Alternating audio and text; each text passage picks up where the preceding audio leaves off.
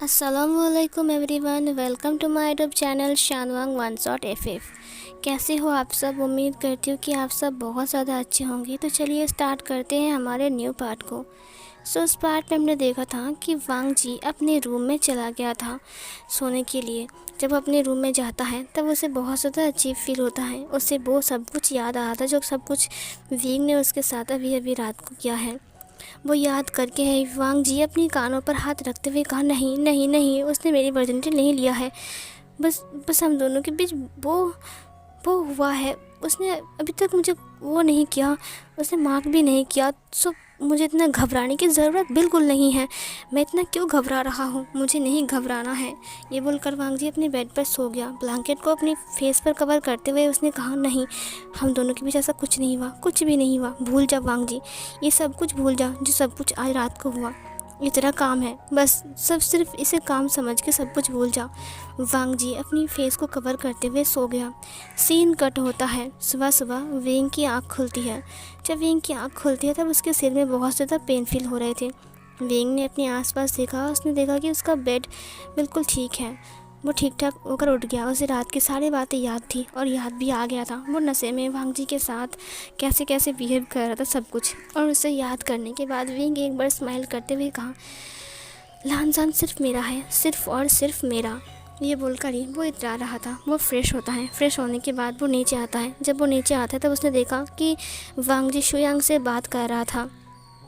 Wing ने कहा, क्या बात चल रही है? शुयांग ने कहा, वो वांग जी मुझसे अपना मोबाइल मांग रहा है और बोल रहा है कि उसके दोस्त को कॉल करना है। विंग ने कहा, तुम अपना मोबाइल दो, एक बार बात कर लो, उसके बाद तुम अपने रूम में चले जाना, ठीक है? वांग जी ने कहा, लेकिन मुझे अपने दोस्त से बात करना है। जब उसने विंग को घूमकर देखा तब उसे बहुत ज़्यादा अजीब फील हो गया। उसे रात की सारी बातें याद आ गया। उन दोनों को ही याद आ गया तो दोनों को ही साय फील होता है। वांग जी एक बार ब्लश करता है। वो विंग के हैंडसम फेस को फिर से देखता है और फिर से वो ब्लश करता है। विंग पीछे मुड़ते हुए कहा, मेरा ब्रेकफास्ट कहाँ है? उसके बाद विंग ब्रेकफास्ट करने के लिए टेबल पर बैठ गया, जहाँ पर वांग जी भी आकर बैठता है और शुयांग भी। उसके बाद शुयांग ने कहा, तुम कॉल कर सकते हो अपने दोस्त को। जब विंग ने शुयांग से कहा फ़ोन देने के लिए और जब वांग जी ने कहा मेरा दोस्त का नाम शाओ सिंचेंग है, तब तो शुयांग ने और जल्दी अपना फ़ोन को दे दिया। ब्रेकफास्ट ख़त्म करने के बाद वांग जी ने शाओ सिंचेंग से बात किया, जहाँ पर शाओ सिंचेंग ने कहा कल वो उससे मिलने के लिए ज़रूर आएगा। शुयांग बहुत ज़्यादा हैप्पी था कि शाओ सिंचेंग यहाँ पर आने वाला है वांग जी से मिलने के लिए। इसका मतलब अब उसका नंबर शायद लग सकता है।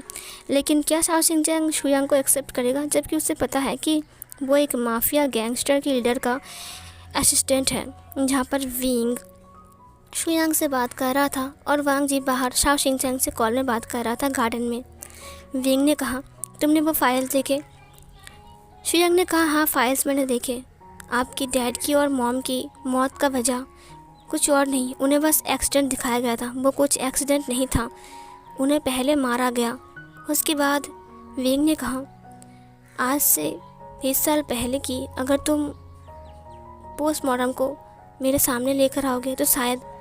ये सुनकर शुयांग ने कहा, पोस्टमार्टम की रिपोर्ट में पता चला है कि उनकी बॉडी पर चोट के निशान थे। उनकी नेक पर गला दबाने का या फिर किसी रस्सी जैसा के निशान था और उनकी बॉडीज़ पर बार बार मारने का निशान था। शायद किसी भारी चीज़ से उन्हें मारा गया था। उसके बाद उनकी जो लाश थी वो आधा ज़िंदा और आधा मरा हुआ था। और फिर उन्हें गाड़ी में बिठाने के बाद उन्हें अचानक से ही गाड़ी को स्टार्ट कर दिया। उसके बाद वो गाड़ी जाकर एक पिलर में लगता है और गाड़ी ब्लास्ट होता है और ब्लास्ट होने के बाद वो गाड़ी सीधा जाकर झील में गिरता है। ये ऐसा लगा जैसे कि एक एक्सीडेंट है, लेकिन ये कोई एक्सीडेंट नहीं था। ये सुनकर विंग ने कहा, इसका मतलब किसी ने जानबूझकर ये सब कुछ किया? उसने कहा, हाँ बॉस। विंग ने कहा, ठीक है, तो फिर पता लगाओ कि वो कौन है जिसकी वजह से मैंने मेरे मॉम को और डैड को खो दिया जब मैं सिर्फ 1 साल का था।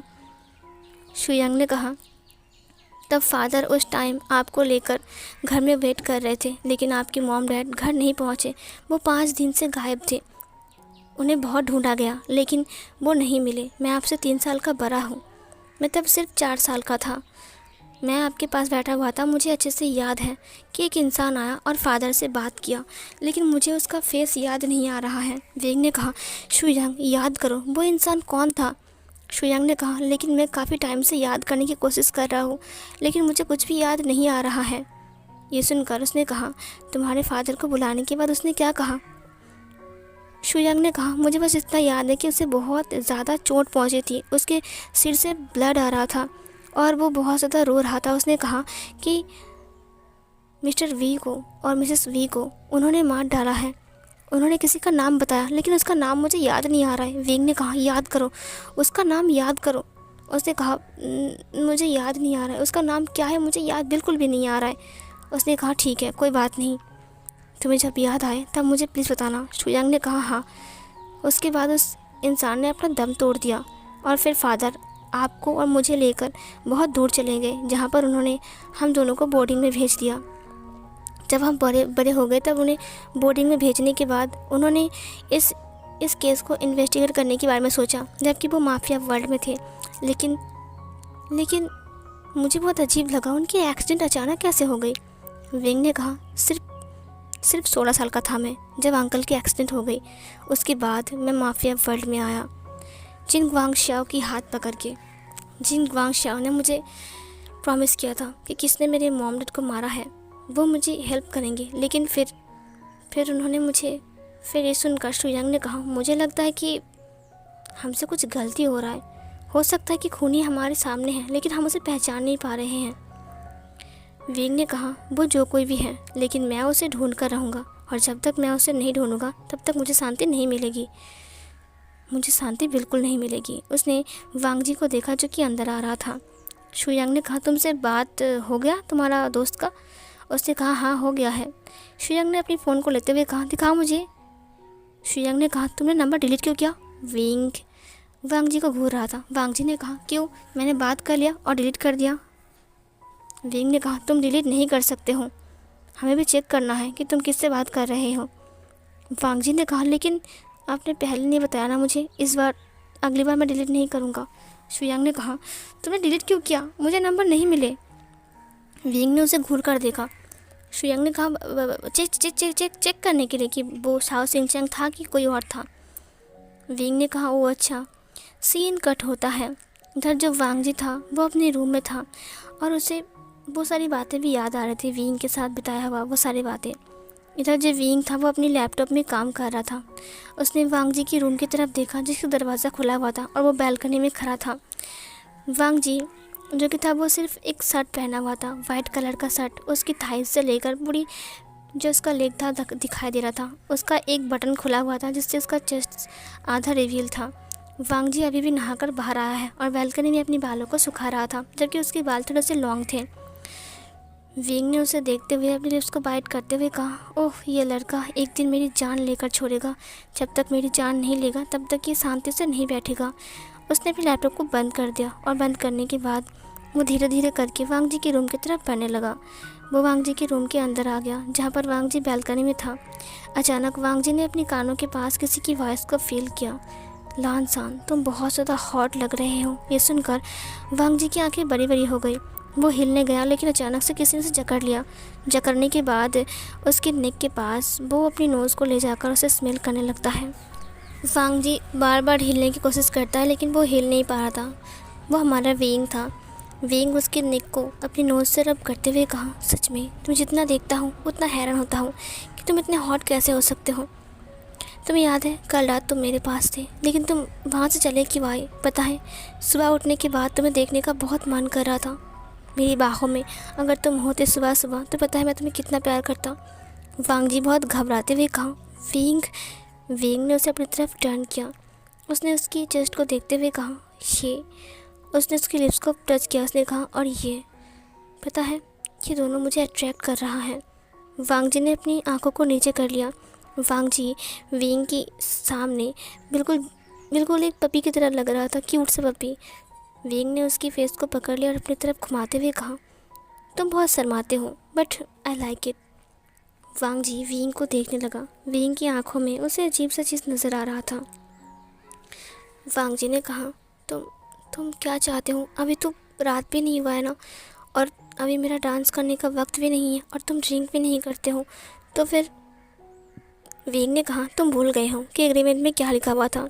मैं जब चाहे तब तुम्हारे पास आ सकता हूँ और तुम्हें कुछ भी ऑर्डर कर सकता हूँ, सिर्फ डांस करने के लिए नहीं, कुछ भी करने के लिए, और तुम्हें वो करना भी पड़ेगा। वांग जी ने कहा, क्या? विंग ने वांग जी की कमर को पकड़ लिया और अपनी तरफ खींचते हुए कहा, लानजान, कितना सुहाना दिन है ना। तुम्हें नहीं लगता कि इस सुहाने दिन को मुझे यादगार बनाना चाहिए? वांग जी ने कहा कि क्या क्या मतलब है? विंग ने कहा, मतलब ये है कि शायद तुम भूल रहे हो कि तुम मेरे यहाँ पर मेरे पास हो और मैं तुम्हें कभी भी कुछ भी ऑर्डर करवा सकता हूँ और तुम्हें वो काम करना भी पड़ेगा। वांग जी ने कहा, मैं क्या करूँ? विंग ने कहा, कुछ नहीं, अभी मुझे किस करो। ये सुनकर वांग जी की आंखें बड़े बड़े हो गई। उसने कहा, क्या? मैं ये नहीं कर सकता हूँ। विंग ने कहा, ओ कम ऑन लान वांग जी, अब तुम इतना मत शर्माओ। तुम भूल रहे हो कि हम ये कितनी बार कर चुके हैं। ये सुनकर वांग जी को रात की बातें याद आ गई और फिर याद आने के बाद वो फिर से प्लस करता है। उसे फिर से शर्म आ गई। उसने विंग के लिप्स को देखा। विंग ने कहा, क्या हुआ? क्या तुम मुझे किस नहीं करने वाले? ये सुनकर वांग जी ने कहा, ऑफ कोर्स। अब अगर वांग जी नहीं करेगा तो भी तो उसके लिए मुसीबत ही है। अगर वो उसकी मम्मी को कॉल कर देगा तो फिर गड़बड़ हो जाएगा। वांग जी ने विंग को किस करना स्टार्ट किया, जहाँ पर विंग को बहुत ज़्यादा अच्छा लग रहा था। विंग ने ब्रेक करते हुए कहा, तुम बिल्कुल परफेक्ट बनते जा रहे हो, बट मुझे एक फ्रेंच किस चाहिए। वांग जी ने कहा, क्या? विंग ने उसकी फेस को पकड़ लिया और अपनी लिप्स से बाइट करते हुए उसकी लिप्स को सक करने लगा। वो लिप्स से बाइट कर रहा था बहुत ज़ोर से ही। दांत काफ़ी नहीं थे इसके लिए, लिप्स ही काफ़ी था। विंग वांग जी के लिप्स को सक करते जा रहा था बहुत टाइम तक। वो उसे अलग नहीं होता है। अचानक विंग के पास कॉल आ गया। जब विंग के पास कॉल आया तब विंग ने मोबाइल को देखते हुए कहा, ये सही टाइम पर बज गया। उसने वांग जी को छोड़ते हुए कहा, सही टाइम पर इसने रिंग बजाया है ना? वांग जी ने स्माइल करते हुए, एक फेक स्माइल करते हुए कहा, हाँ सही कहा तुमने। विंग ने कहा, रुको। विंग ने फ़ोन को देखते हुए कहा, जिन जी सुन। उसने कॉल को उठाते हुए कहा, जिन जी सुन, तुम इस वक्त? क्या बात है? जिन जी सुन ने कहा, मुझे तुमसे मिलना है, बहुत ज़रूरी बात करनी है। विंग ने कहा, ऑफ कोर्स, बट कब और कहाँ मिलेंगे? जिन जी सुन ने कहा, मैं तुम्हारे घर जा रहा हूँ, मैं रास्ते में ही हूँ। मुझे तुमसे बहुत ज़रूरी बात करनी है, बहुत इम्पॉर्टेंट बात है विभूषण, और मैं चाहता हूँ कि मैं तुम्हारे घर बैठकर ये बातें करूँ। विंग ने कहा, ऑफ कोर्स तुम आ सकते हो, मुझे इससे कोई प्रॉब्लम नहीं है। ये सुनकर जिन जेसुन ने कहा, ठीक है, तो तुम मेरे लिए वेट करना। विंग ने कहा, ठीक है। उसने वांग जी को टच करते हुए कहा, तुम आकर मुझसे बात कर जाओ, मुझे भी तुमसे कुछ ज़रूरी बात करनी है। ये बोलकर उसने कॉल कट कर दिया और उसने फिर से वांग जी को किस कर लिया। सीन कट होता है। जिन जेसुन अब वहाँ पर पहुँच चुका था। जब उसने डोरबेल पर क्लिक किया तब वहाँ पर खुद विंग आकर दरवाजे को ओपन करते हुए कहा, मैं तुम्हारे लिए ही वेट कर रहा था। जिन जेसुन ने कहा, हाँ मुझे पता था कि तुम मेरे लिए ही वेट कर रहे थे और मुझे भी तुमसे ज़रूरी बात करना है। ये बोलकर वो अंदर आ गया। वो सोफे को देखने लगा और कारपेट में जाकर अपने पैर को पोंछने लगता है। इसे देखकर विंग को बहुत ज़्यादा गुस्सा आता है, लेकिन विंग ने कुछ नहीं कहा। वो सोफे के ऊपर बैठते हुए कहा, तुम्हारे घर में लोग काफ़ी कम हैं, है ना? विंग ने कहा, हाँ, क्योंकि मैं यहाँ पर अकेला रहता हूँ। तुम्हें पता है ना कि मैं अकेला रहता हूँ, मेरी इस दुनिया में कोई नहीं है शुयांग के अलावा। फिर वहाँ पर शुयांग भी आ गया।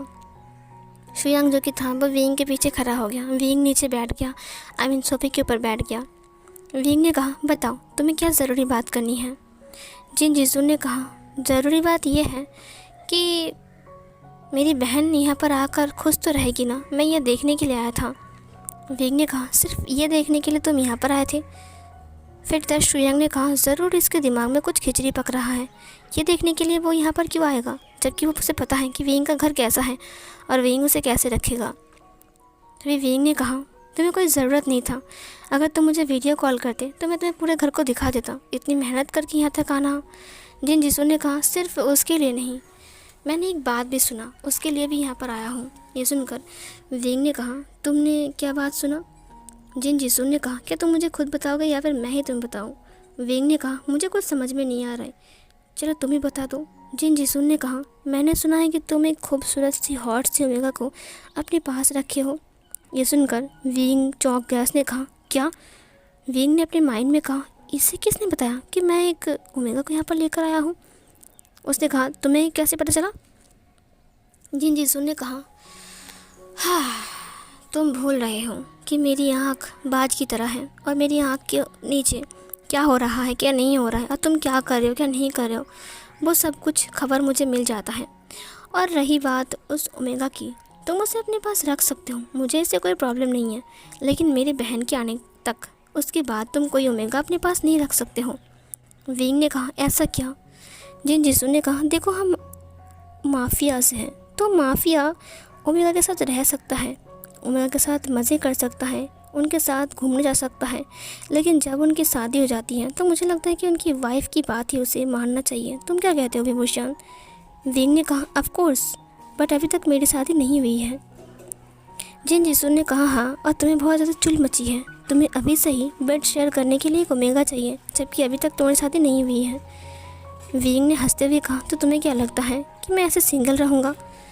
जिन जिसू ने कहा, नहीं विंग, तुम ओमेगा रख सकते हो या फिर कुछ भी कर सकते हो, उसके साथ सो भी सकते हो, मैं तुम्हें कुछ नहीं बोलूँगा, लेकिन मेरी बहन की जगह अगर तुम किसी और को दोगे तो ये तुम्हारे लिए अच्छा नहीं होगा। मैं मेरी बहन की आंखों में आंसू नहीं देख सकता हूँ। विंग ने कहा, लेकिन तुम्हारी बहन अभी तक मेरी ओमेगा नहीं बनी है, आई एम राइट? जिन जिसू ने कहा, तुम बड़ी बड़ी बातें करना बंद करोगे विभूषण? विभूषण ने कहा, क्या तुम मुझे थ्रेट देने के लिए आए हो?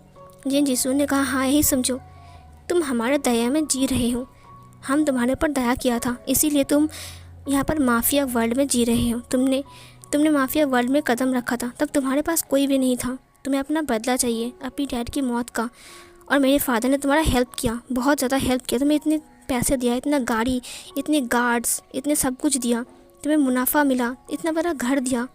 विंग ने कहा, ये सब कुछ मेरे काम की वजह से मुझे मिला है, उसके बदले भी मैंने उन्हें बहुत ज़्यादा काम करके दिया है, उन्होंने मुझे फ्री में कुछ नहीं दिया है। जिन जिसुन ने कहा, उसके बदले उन्होंने सिर्फ एक चीज़ मांगी है तुमसे, मेरी प्यारी बहन, जो कि तुमसे बेहद प्यार करती है। देखो, अगर मेरी प्यारी बहन तुमसे प्यार ना करती ना, तो सच कह रहा हूँ, मैं तुम जैसे के साथ मेरी बहन की शादी कभी नहीं करवाता। वो मेरी एक बहन है ना, वो बहुत ज़िद्दी है, और मेरी सिर्फ एक ही बहन है, तो मैं चाहता हूँ कि तुम्हारे साथ वो खुश रहें, तुम उसे दुखी मत करो। और वो जो ओमेगा तुम्हारे पास है, तुम अभी इसे अपने पास रख सकते हो, यूज़ भी कर सकते हो, लेकिन जब तक मेरी बहन तुम्हारे पास नहीं आती है, उसके बाद अगर तुम उसके सामने किसी दूसरे ओमेगा के साथ बात करोगे तो ये तुम्हारे लिए अच्छा नहीं होगा। विंग ने कहा, क्या तुम मुझे धमका रहे हो? जिन जिसू ने कहा, हाँ, वही समझ लो कि मैं तुम्हें धमका रहा हूँ। धमका नहीं रहा हूँ, मैं तुम्हें समझा रहा हूँ। विंग, ये अच्छी बात नहीं होगी ना? विंग ने कहा, तुम बेफिक्र रहो, मैं तुम्हारी बहन को नहीं रुलाऊंगा। जिन जिसुन ने कहा, हाँ, उम्मीद करता हूँ कि तुम ऐसा ही करोगे। I am right Vibhushan? Vibhushan ने कहा, हाँ, यू आर राइट। शुयंग ने कहा, सिर्फ आप ये बोलने के लिए इतनी दूर तक यहाँ पर आए हो, ये तो आप फ़ोन में भी बोल सकते थे ना? जिन जिसुन ने कहा, नहीं, सिर्फ इसे बोलने के लिए नहीं, मुझे कुछ और ज़रूरी काम भी है, इसीलिए मैं और जल्दी आया हूँ यहाँ पर। विंग ने कहा, इतनी इम्पॉर्टेंट काम छोड़कर तुम्हारे लिए और इम्पॉर्टेंट काम क्या हो सकता है जिन जिसुन ने कहा, जैसा कि मेरी बहन तुमसे प्यार करती है और शायद मेरी बहन के साथ तुम्हारी शादी भी हो जाएगा, उसके बाद तो तुम्हें ये ओमेगा छोड़ना ही पड़ेगा ना। सो क्या विभूषण, तुम मुझसे उस ओमेगा को नहीं मिलाओगे जिस ओमेगा को तुम यहाँ पर लेकर आए हो? मैं चाहता हूँ कि तुम उस ओमेगा के साथ मेरी मुलाकात करवाओ। विंग ने उसे देखते हुए कहा, ठड़की कहीं का। जिन जिसुन ने कहा, क्या कहा आपने? विंग ने कहा, वो तुमसे नहीं मिल सकता है। जिन जिसुन ने कहा, अगर तुमने उसे मुझे नहीं मिलाया तो मैं फादर से कहूँगा कि तुम मेरी बातें नहीं मान रहे हो। मैं फादर की परमिशन लेकर आया हूँ, फादर ने खुद कहा है कि मैं उस ओमेगा से मिल सकता हूँ। विंग ने कहा, फादर का नाम सुनाकर हमेशा डराता रहता है। ठीक है शुयांग, जाओ वांग जी को बुलाकर लेकर आओ। जिन जिसुन ने कहा, क्या उसका नाम वांग जी है? विंग ने कहा, हाँ, उसका नाम वांग जी है। जिन जिसुन ने कहा, नाम सुनकर कितना हॉट लग रहा है, न जाने तुम्हारी वो ओमेगा कितने हॉट होगी। शुयांग वांग जी को लाने के लिए चला गया। जिन जिसुन ने विंग से कहा, तुम्हारा चॉइस बहुत ज़्यादा अच्छा है विभूषण, पता है तुम्हारे चॉइस को दाद देना पड़ता है। मुझे लगता है कि तुमने भी बहुत खूबसूरत एंड हॉट ओमेगा को चूज़ किया होगा, क्योंकि तुम किसी ऐरा गैरा को अपने करीब आने नहीं देते हो। विंग ने कहा ऑफ कोर्स, और वो सिर्फ मेरा है, सिर्फ और सिर्फ मेरा। जिन जिसुन ने कहा ऑफ कोर्स विंग, मैं बस उसे देखूंगा। उसके बाद वांग जी नीचे आने लगा शुयांग के साथ। वांग जी जब नीचे आ रहा था तब जिन जिसुन बात करते हुए एक बार सीढ़ी की तरफ देखता है। तब उसकी बात कर मतलब जब वो बोल रहा था ना विंग को कुछ, वो चुप हो जाता है। विंग ने कहा क्या हुआ? विंग पीछे मुड़ता है। जब वांग जी नीचे आ रहा था उसने कहा वाह। जिन जिसुन एकदम खड़ा हो गया वांग जी को देखकर, क्योंकि वांग जी बहुत ज़्यादा हॉट एंड ब्यूटीफुल था। वांग जी का जो फेस था उसे देखकर ही जिन जिसुन को कुछ कुछ होने लगता है। उसने कहा क्या यही वो ओमेगा है? उसने विंग से पूछा। विंग ने कहा हाँ यही वो ओमेगा है, अपना माउथ को बंद करो और बैठ जाओ। जिन जिसुन का माउथ खुला का खुला रह गया था, उसने माउथ को बंद किया और फिर बैठ गया। वांग जी धीरे धीरे करके शुयांग के साथ विंग के पास आ गया और पीछे खड़ा हो गया। विंग जो कि था सोफे के ऊपर बैठा हुआ था। जिन जिसुन ने कहा क्या मस्त ओमेगा मिली है तुम्हें? विंग ने कहा वही तो, मेरी चॉइस हमेशा 100% खूबसूरत होता है और तुमने मेरी चॉइस देख भी लिया। जिन जिसुन ने कहा हाँ विंग, मान गया तुम्हें, इतना खूबसूरत ओमेगा तुम्हें कहाँ मिला? विंग ने कहा मिल गया कहीं पर भी। वांग जी उसने अपने हाथ को बढ़ाया। जिन जिसुन का लाड टपक रहा था वांग जी को देखकर, क्योंकि वांग जी बहुत ज़्यादा खूबसूरत था। जब वांग जी ने विंग के हाथ पर हाथ रखा तब जिन जिसुन विंग और वांग जी के हाथ को देख रहा था। विंग वांग जी को अपने पास बुलाता है और वांग जी धीरे धीरे चलते हुए विंग के पास आकर खड़ा हो जाता है। उसका हाथ अभी भी विंग के हाथ में ही था। विंग ने उसे कहा वांग जी बताओ तुम किसके ओमेगा हो? वांग जी ने कहा विभूषण का। ये सुनकर जिन जिसुन ने कहा इसकी वॉइस कितनी प्यारी है यार, कहाँ मिला तुम्हें ये? विंग ने कहा कहाँ मिला मतलब? मिल गया, मेरे नसीब में था तो मुझे मिल गया है। तुम्हें कोई प्रॉब्लम है? जिन जिसुन ने कहा नहीं कोई प्रॉब्लम नहीं है। विंग ने वांग जी को अपने पास बिठा लिया और उसके बालों को उसके फेस से हटाते हुए कहा लांजान पता है तुम बहुत खूबसूरत लग रहे हो इस वक्त। जिन जिसुन की धड़कनें तेज़ हो गई। उसे वांग जी की चाहत मतलब पाने की चाहत जागने लगा उसकी धड़कन पर, उसके दिल पर, उसकी गंदे दिमाग पर, गंदे माइंड पर। उसे वांग जी को पाने की चाहत बेइंतहा जागने लगा, जैसे कि वो वांग जी को चाहने लगा। इधर जो विंग था उसने जिन जिसुन की नज़र को देखा।